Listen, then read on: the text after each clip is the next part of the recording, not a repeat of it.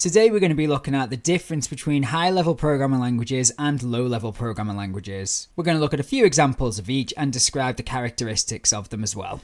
When we talk about different programming languages, we can categorize them into either something called a high-level programming language or a low-level programming language. The main difference between these, though, is that high-level programming languages is very close to normal English, which means it's very easy to understand. When you're looking at it, you can often recognize the different words in there. You can see the different syntax on there, like your speech marks and your brackets and so on, and it's just much easier for somebody to look at and read. Low-level languages, however, are not close to the human language. They're either going to be machine code, which is just binary, or something like assembly language, which we'll look at in a minute, and they are very hard for people to understand. So as I mentioned earlier, high-level languages are very similar to the English language, which means that when we look at it, we can read it very easily, but we can also write that code much easier as well. As we mentioned in our testing video, that means that when we are looking for any errors in there, we can debug it and maintain that program much easier.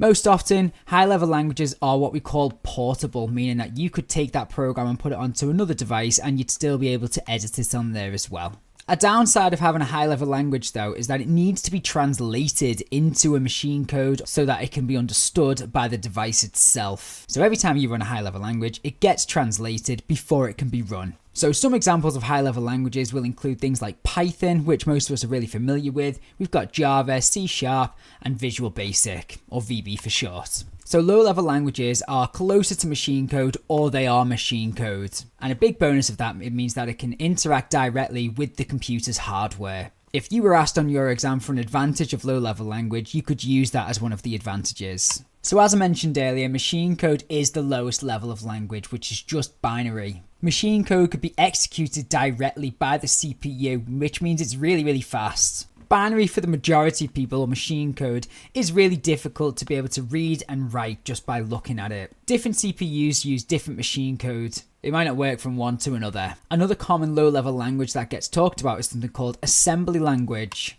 Assembly language is really low-level language, but it's not quite machine code. It does require an assembler to be able to translate that last step into machine code. Assembly language uses mnemonics, which are little short blocks of code which we can use to actually write assembly language. Assembly language is still much faster than a high-level language, but it's definitely harder to write and maintain, unlike the high-level programming languages. One of the most common questions that you get asked in your exam is to do a comparison between low-level languages and high-level languages. All of these characteristics that we've looked at so far are really good to be able to say high-level languages do this, low-level languages do this. Any of these ones for assembly language are all relevant and accepted on a mark scheme. Here's a little example about what assembly actually looks like. Here we've got two mnemonics of assembly language. We've got our first one, which is move, M-O-V, and the A is talking about an address, which is just a register on the CPU. The value 5 is going to get moved into that address. This next one is as simple as it looks.